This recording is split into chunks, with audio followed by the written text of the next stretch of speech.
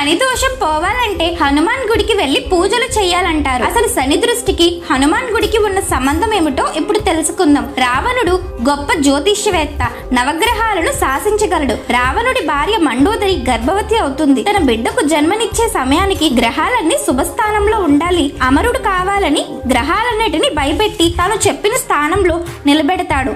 అందరూ రావణుడి మాటకు భయపడి చెప్పిన మాట వింటారు. సరిగ్గా బిడ్డ జన్మించే సమయానికి శనిదేవుడు తన స్థానాన్ని మారుస్తాడు. దానివల్ల రావణుడి బిడ్డకు సంపూర్ణ ఆయుష్ దక్కదు. తాను చెప్పిన మాట వినలేదని శనిదేవుడు కాళ్ళు విరగ్గొట్టి ఒక చీకటి గదిలో గొలుసులతో బంధిస్తాడు. కొన్ని సంవత్సరాల తర్వాత సీతాదేవిని వెతుక్కుంటూ వచ్చిన హనుమంతుడు తన తోకతో లంకను తగలబెడుతుండగా బందీగా ఉన్న శనిదేవుడు కనిపిస్తాడు. అప్పుడు హనుమంతుడు జరిగింది తెలుసుకుని ఆయన్ని అక్కడి నుండి కాపాడతాడు. తనని కాపాడినందుకు హనుమాన్ భక్తులను ఎప్పుడూ తన దృష్టితో ఇబ్బంది పెట్టనని హనుమంతునికి మాటిస్తాడు. అందుకే శని దోష